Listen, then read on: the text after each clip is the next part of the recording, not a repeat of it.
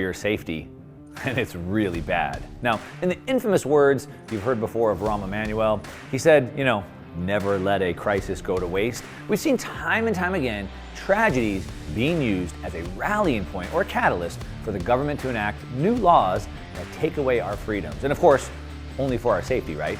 And there's a battle brewing over protecting our own personal freedoms or supposedly being kept safe from the nanny state, which of course requires us to give up those freedoms, and the last vestige of privacy and freedom is under attack right now. Not in the future, right now. And it's being waged over our money.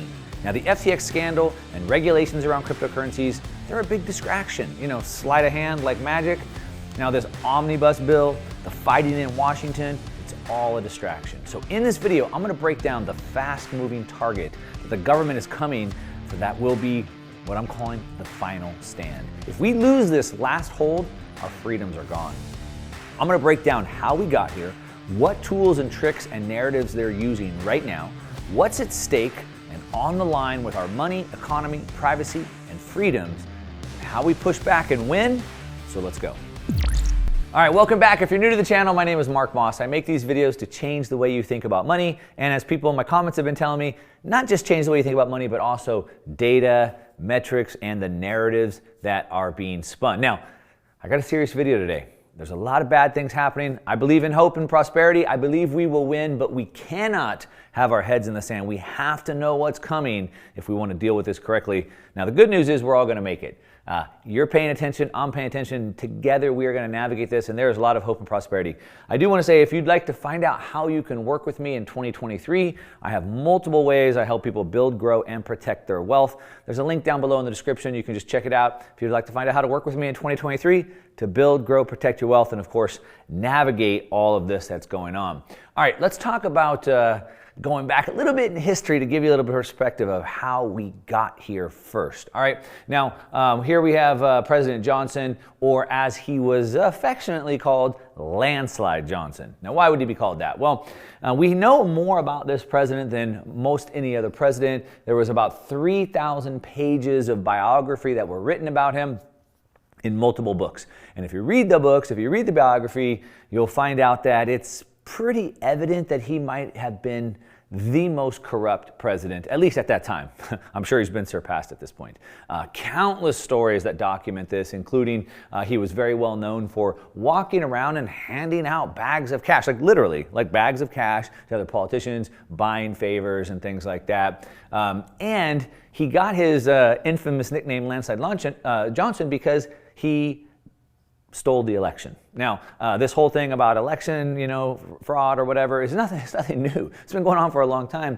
It was a 1948 election that he stole, and in Texas, a Democratic primary. And at the last minute, it was a very close race, about 1 million votes. And at the very last minute, the last hour, 202 votes just happened to show up. And of the 202, 200 were for him. And even more suspiciously, the 200 that were for him were in alphabetical fashion. And then on top of that, he went on to basically say that he did it. In a sense, he called himself Landslide Johnson. He was like, yeah, what do you got? So what? I did it. I'm Landslide Johnson. What do you want to do about it? Now, he went on to continue to build the government bigger and bigger and bigger. So of course, the bigger the government gets, the more money that sloshes around, the more that ends up in his pockets and other financial leaders. And he came in very well documented, dirt broke.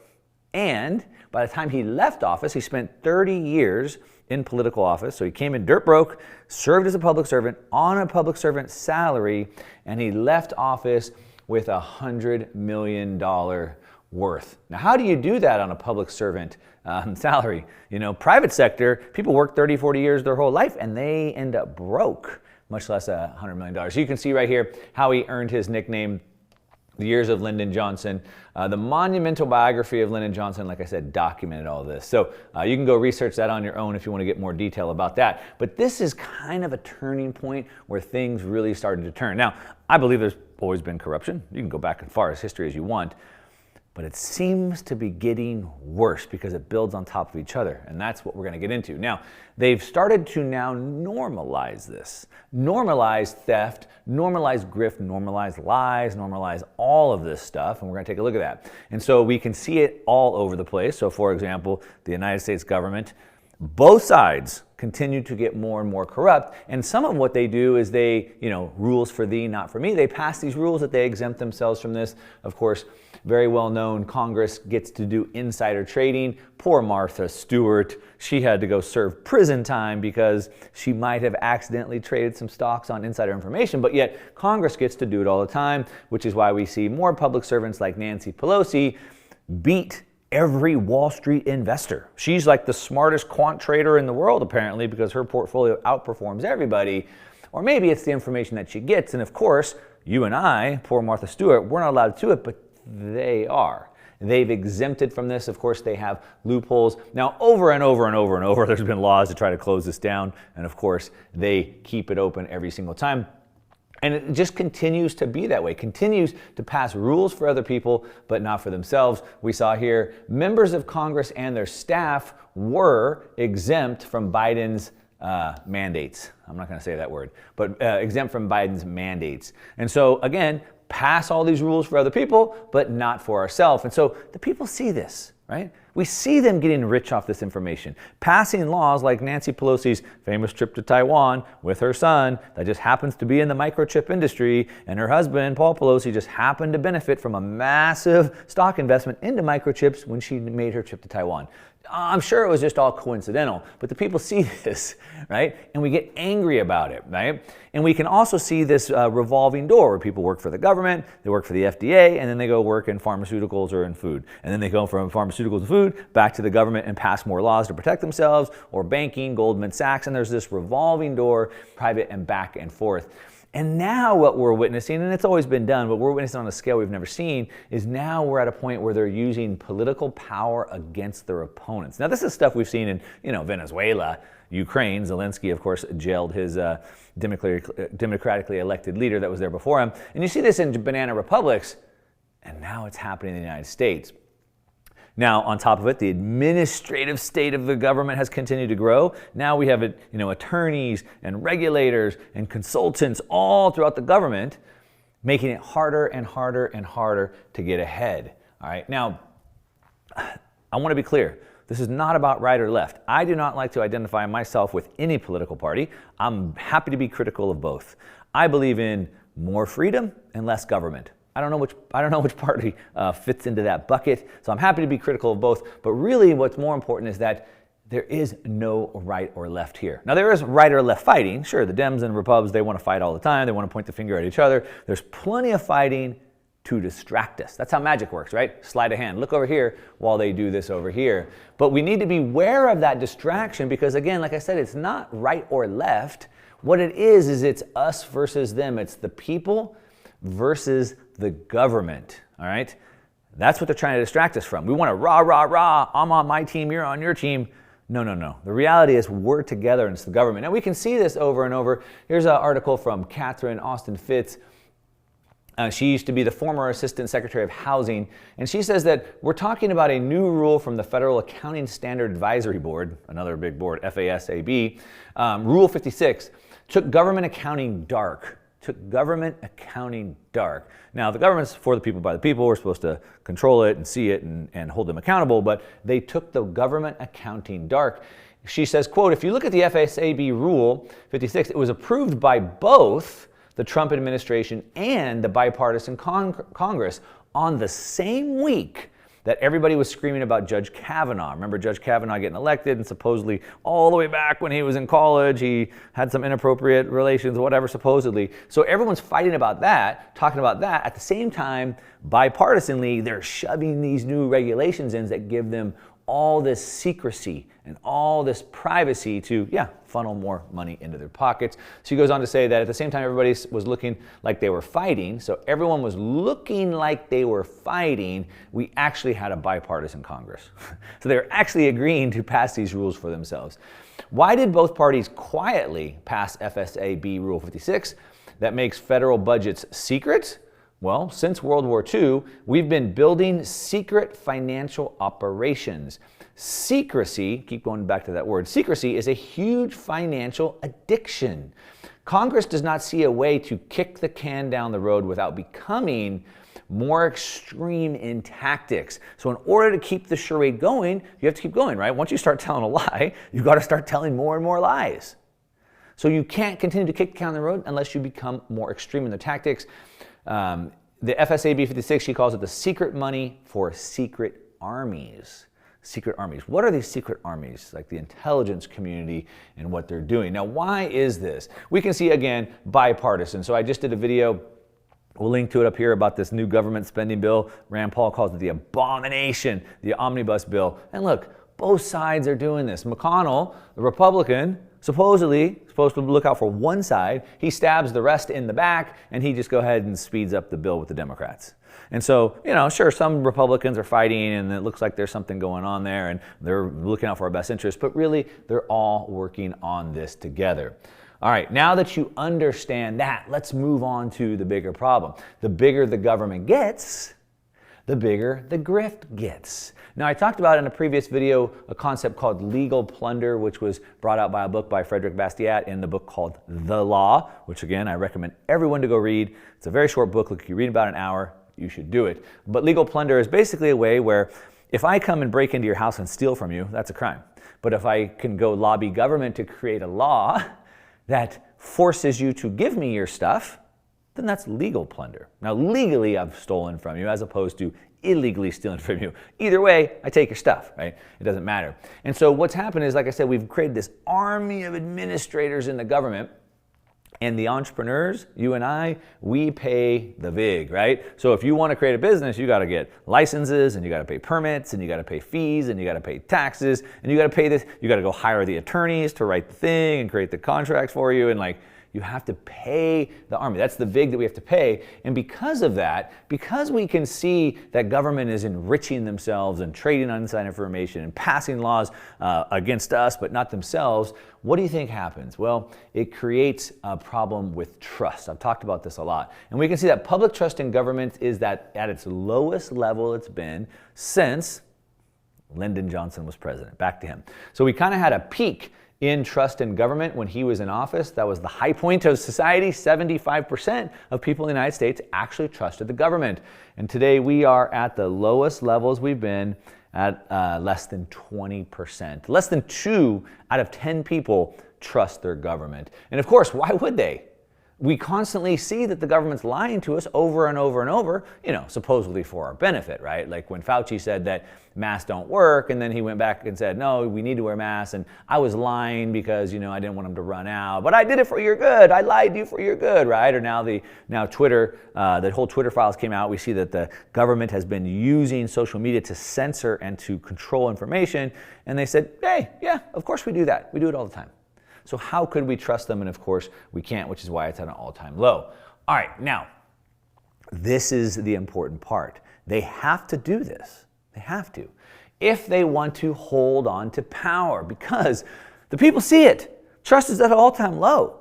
People are mad, and they want to say something. They want to do something. So how can they continue to hold on to the power as that corruption continues to go? Remember, to kick the can down the road, they have to get more extreme in their tactics. And so people are outraged, and they want to voice that outrage, but they can't let people voice the outrage, so they got to censor them. People want to expose these stories, but they can't let people see the stories, so they got to censor that information, and that's exactly what happened. Like I said, with the whole FBI thing and Twitter, the Twitter files that have been coming out, Elon Musk basically got all the records, which include text messages and emails and all the correspondence between the intelligence community, the government, and Twitter, basically forcing them or telling them to censor information, and he released it. He said, we can't heal until we have transparency, so here it is. But of course, all mainstream media blacked out on it. No mainstream media, CNN, ABC, NBC, none of them reported on it. Fox News did a little bit. However, more information came out, and because mainstream media isn't really mainstream anymore, everybody's talking about it, the FBI was forced to come out and say something. The Twitter file showed extensive collusion with the FBI and federal agencies to control public discourse, remember, as their corruption grows, people become outraged, and they cannot allow that outrage to seep out, and so they controlled public discourse. Now, the FBI tried to salvage its reputation by spinning the narrative, the revelations, as what they call normal procedure. They said, look, this shows nothing. It shows nothing more than examples of our traditional, long-standing, and ongoing federal government and private sector engagements. So what do you think you're onto something? We always do this, and then we do it with everybody. You get it?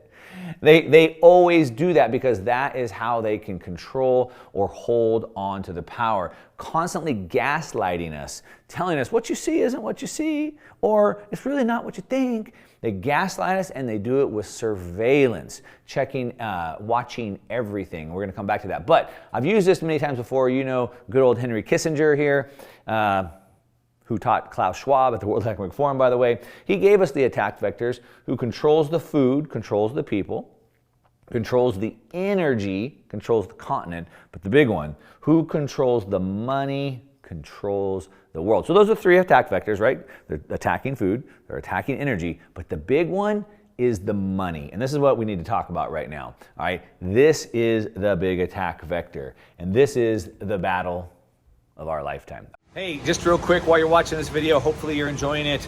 And what a mess we have going on out here. We have the whole studio ripped apart, and we are getting ready to come and bring you the fire. Like I said, this month in January, we are going to bring you the biggest training I've ever done. I'm going to show you how to build wealth, actually making money, not just investing, creating wealth. And I'm going to show you how to do it in what I consider the single biggest opportunity in the world. And I think it's going to happen over the next couple of years. And I think it can not only make you more money, but give you freedom over time and place. And even better, make a lot of money and defeat the globalist agenda at the exact same time. This training is going to be awesome. You do not want to miss it. There's a link down below. I hope you come check it out. I haven't put this much work into a training in a long time, and so you can have massive success. So let's get back to the video. All right. The Eye of Sauron. By the way, shout out to Doomberg, Little Chicken Little. I got inspiration for this video from him. He wrote an article based off of this. So I'll link to that down below. And the Eye of Sauron came from Ben Hunt at Epsilon Theory. He wrote an amazing article. I grabbed a piece out of that. There's a link to his article down below as well if you want to read those. But he called it the Eye of Sauron. What is the Eye of Sauron? Well, he's talking about the U.S. Treasury. And the U.S. Treasury needs to see, or wants to see, but actually needs to see everything. In order to control, remember, control the money, you control the world. In order to have control, they must surveil. They must see everything. And that's the U.S. Treasury. They must see all the money. They need to see all the money in the world. Now, when you have cash and you hand cash to somebody else, they can't see that. And as Augustine Carson from the BIS told us, that's a problem, right? Surveillance is more important than taxes and safety. So they're trying to tell us it's for tax evasion, it's for taxes, it's for your safety, but really it's about surveillance. Now we can see they're stepping up all types of efforts to do this. Of course, the big one here, I've talked about the new tax IRS rule for Venmo, PayPal. If you spend $600 in your PayPal or Venmo account, they're gonna shine a flashlight and they're gonna audit you, and people are gonna come knock on your door to find out where you spent that $600 because, you know, you could be spending it on terrorism, which is bad, right? And we don't want you to put other people at harm your $600. Never mind the $2 trillion that the Pentagon can't account for. Never mind the $2 trillion. Never mind the billions of dollars of weapons we gave to the Taliban in Afghanistan. Never mind that. But if you spend $600, we need to do that. Now, what they want to tell you is that it's about taxes. But it's not about taxes. As a matter of fact, we can see this. This is Elizabeth Warren stepped in on this whole FTX fiasco. They had a hearing, and so she came in. She took her seat at the hearing. But her remarks were not about FTX. So it was an FTX hearing to find out how this fraud happened. But her remarks weren't about FTX. Instead, the focus of her new bill. Remember, never let a crisis go to waste. And so the FTX fiasco blew up. Millions of people lost their money. The people demand answers. The people demand action to protect us. Please, government, protect us. And so that's the focus of her bill. Let's slip this in now during the crisis when there's public support for it. She said, crypto has become the preferred tool for terrorists. Ooh. Scary. For ransomware, for gangs, for drug dealers, or even rogue states like Iran. Oh wait, no, that was Obama that sent the cash to Iran. But yeah, so rogue states, they want to launder money. So it's all cryptocurrency's fault for all the bad in the world, and we need to protect you for your safety. And so the bill, she says, or the bill that she put forth by the Coin Center said that, quote, this is the most direct attack on the personal freedom and privacy we've seen. So if you give up all your freedom and all your privacy, then maybe we can protect you. Kind of like the fox guard in the hen house. Now, in this bill, what's in it? It's called the Digital Asset Anti-Money Laundering Act. Of course, we don't want criminals to launder money because they could do bad things and hurt us. The proposed bill seeks to place Know Your Customer, KYC, meaning they have to get all your information, right, before they can do any transactions, seeks to place KYC requirements on blockchain infrastructure providers and participants.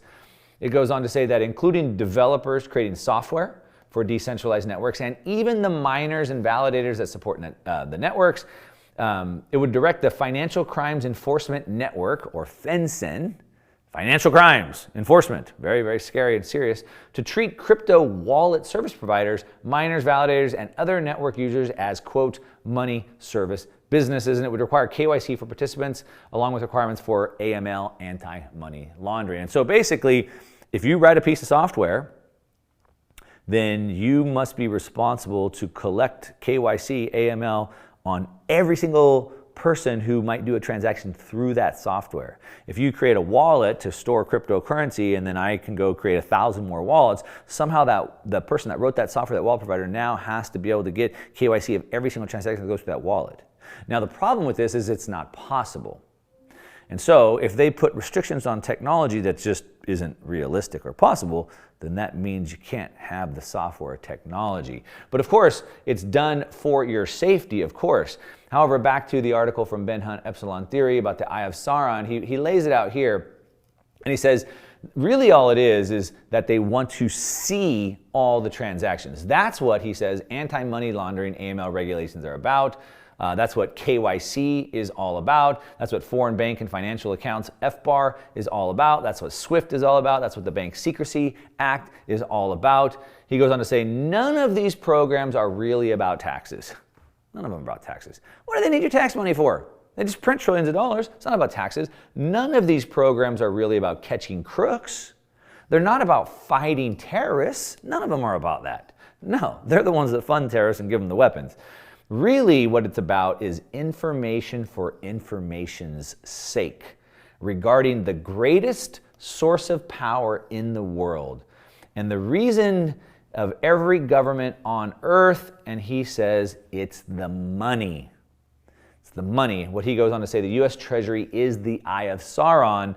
It's a gigantic panopticon tower that sweeps the world with its unblinking gaze, seeking out the owners of power, i.e. money. So it's not about taxes. It's not about terrorists. It's not about any of that. It's about seeing every single transaction for control. Remember, Kissinger said, control the money, you control the world. And so in order to do that, you have to see every single transaction. All right, so now that you understand the situation, the crisis, for your safety, control the money, now you can start to understand the greatest threat that we are facing right now today. And this is not some distant, far-off thing. This is right now. And what am I talking about? Again, I'm talking about they are telling us that security is greater than freedom. I don't agree. They believe that security is greater than freedom. We should give up all our freedom for security. And they want to tell us that only criminals use cryptocurrencies, as Elizabeth Warren said, right? Rogue nation states and criminals and terrorists, they're the ones that use cryptocurrency. And so the solution is, let's take away cryptocurrencies and let's give you a central bank digital currency instead, a CBDC. Because if we can just give you a CBDC, then you won't need cryptocurrency. And then we could just make it illegal, which will get rid of all those criminals and bad actors, right? That's basically what they're saying. Now, is that true? Now, there was this big investigative report that came out last year called the FinCEN files. Remember, FinCEN stands for Financial Crimes Enforcement Network, right? And so they came out with these Financial Crimes Network files, and I think it was like 100 journalists did all this research for years. They won a Pulitzer Prize for this. It was really, really, really good data.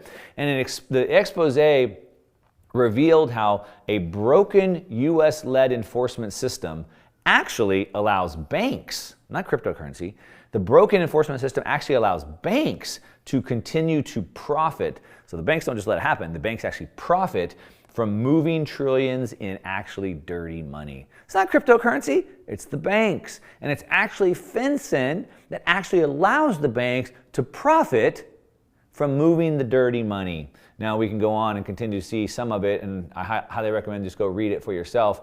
Very, very revealing. The FinCEN files, this report, investigation revealed, and this is not some crackpot thing. This is, like I said, like 80 or 100 journalists. They got a Pulitzer Prize. It's not a crackpot deal.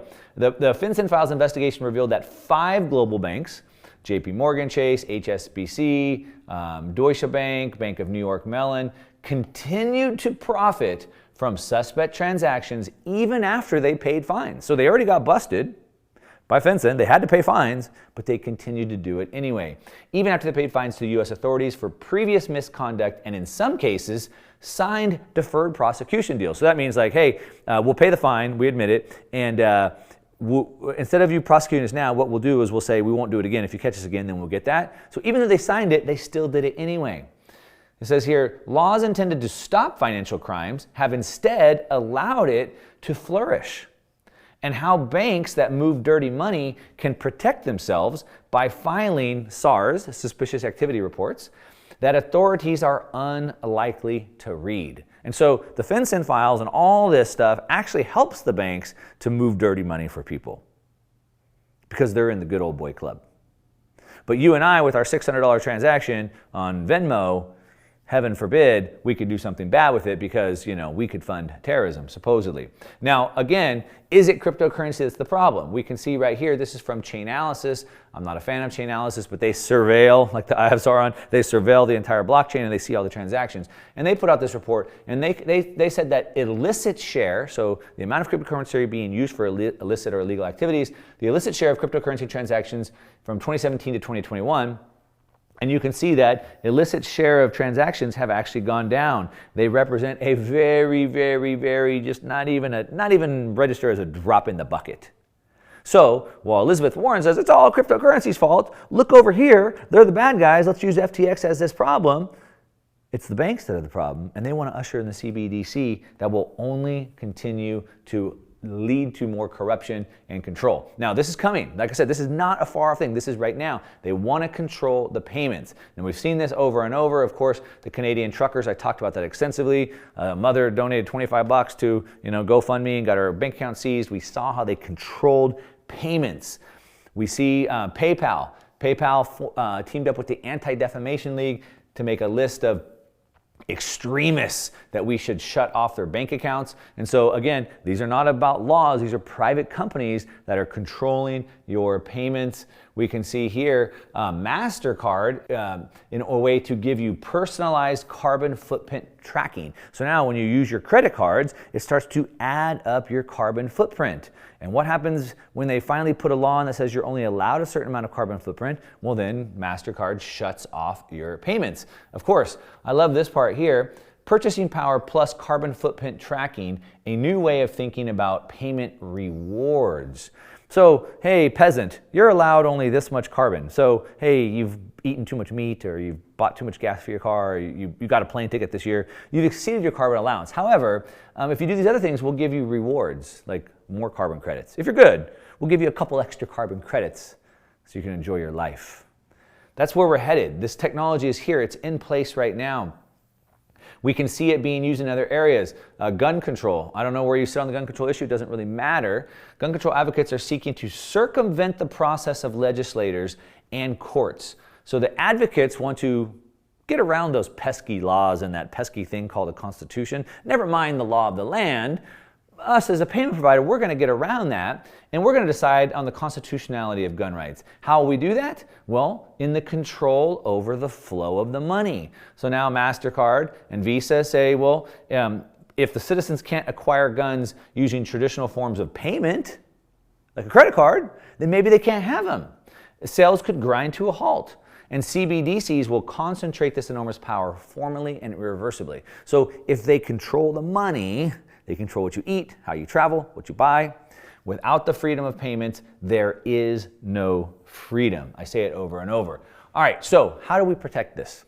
It's a big problem. It's not a far off land. This is happening right now. As a matter of fact, it's coming really, really fast. Here's an article from The Atlantic. The Atlantic frames this article like there's some sort of like technology race. Like if the United States doesn't get their CBDC out right now, it's going to fall behind the race, and then the dollar loses its reserve standard and other currencies will take off.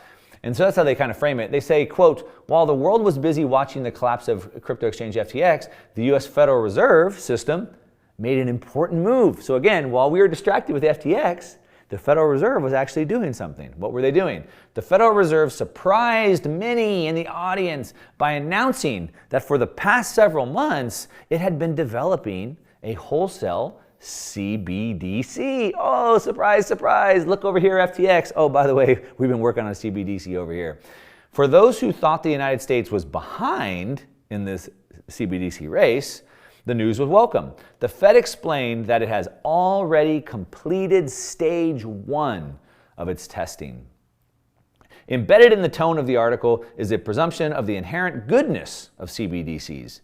Absent from the piece is any acknowledgement of the risks to individual privacy. So, hey, look over here, FTX bad. Hey, look over here, cryptocurrencies bad. Elizabeth Warren, jam this bill in, let's shut cryptocurrency down. And oh, by the way, we've been working on this CBDC this whole time. It's already in testing, and here you go.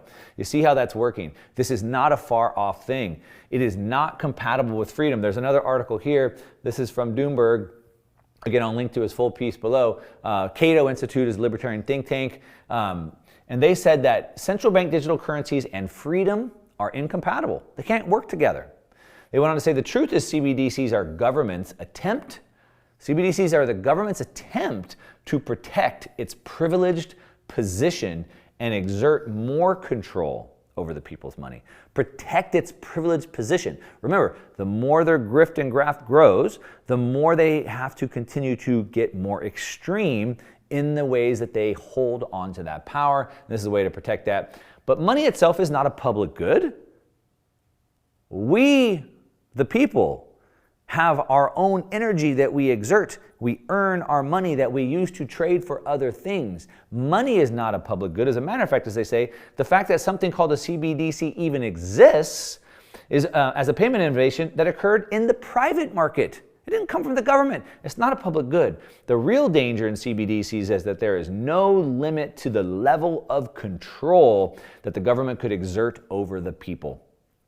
This would give federal officials full control over the money going in and coming out of every single person's account. No more meat for you, peasant.